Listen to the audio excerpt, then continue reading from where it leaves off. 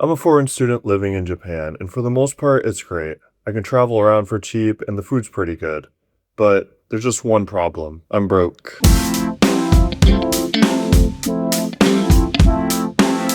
A lot of people talk about Japan like it's this ideal society, and they glaze everything about Japan just because it's popular to do so. Don't get me wrong, there are many great things about Japan, and you'll find many videos on YouTube talking about these great things.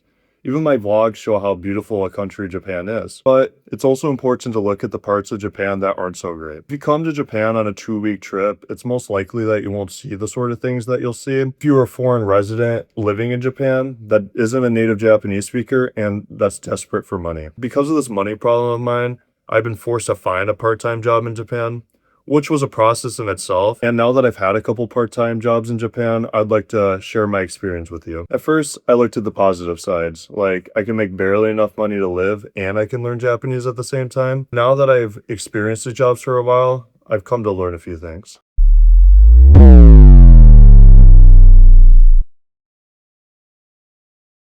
Imagine a world where you go to work and everyone there acts and knows that they're just there to make money to live and survive. Well, Japan is nothing like that. In Japan, from what I've experienced anyways, you're expected to lay down your life for the company.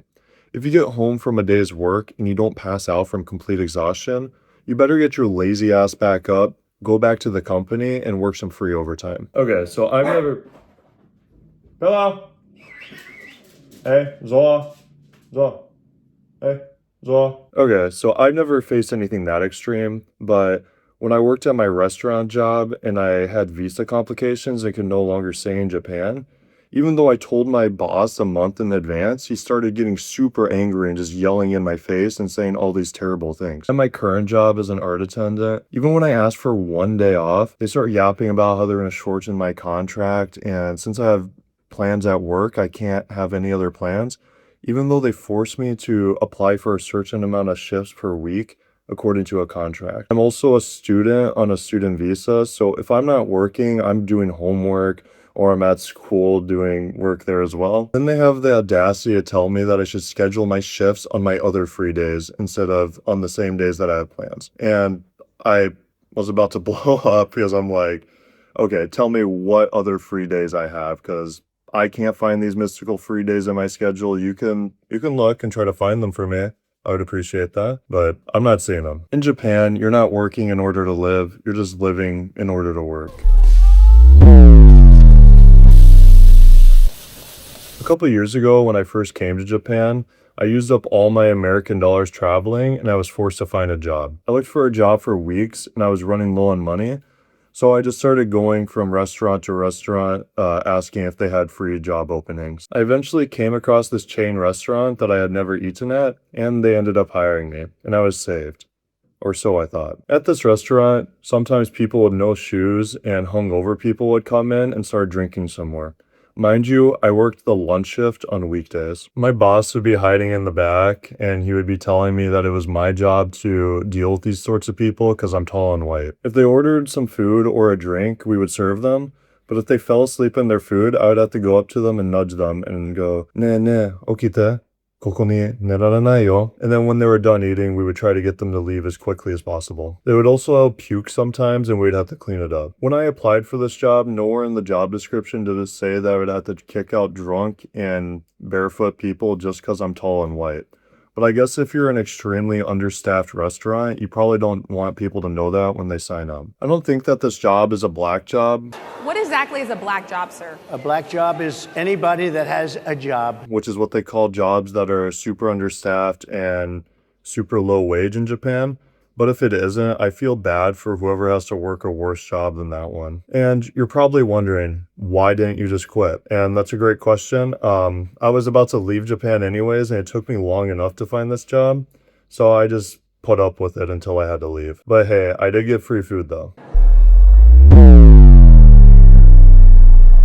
My first job had the occasional tourist come in, but it had nowhere near as many tourists as my current job does. I'm not going to say exactly what my job is, but I work as an art attendant, so I basically just describe art to people and tell them how to experience the art. I think my current job is actually a pretty cool place, but maybe it's because I've worked here for a while, it's kind of lost its charm to me. But I have a hard time understanding why, if you're a tourist, why would you come to this place out of all places? This place could exist anywhere. It doesn't have to be Japan. And many of the employees are foreigners such as myself. On weekdays, I'd say that we have anywhere from 70 to 80% or more customers that are foreigners.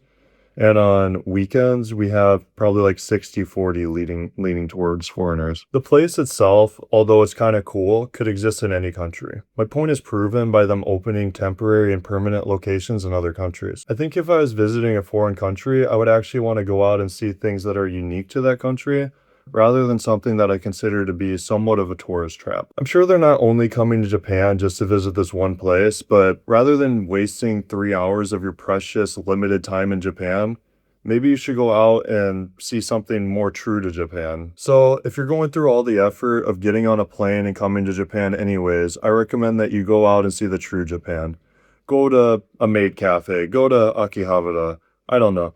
Just taste the true taste of freedom in Japan. The job is pretty easy though. I love Japan, and as a tourist, you don't have to experience this shitty work culture, so I encourage you to come visit. Although that restaurant job was one of the worst experiences of my life, my experience as working as an art attendant has actually been pretty good. Like a couple weeks ago, I got approached by a fashion designer and he asked if I was a model. He asked for my name, but I was super busy, so I just told him I was busy working and he just kind of left. Thinking back, maybe he was trying to offer me a job. That probably could have solved my money oh.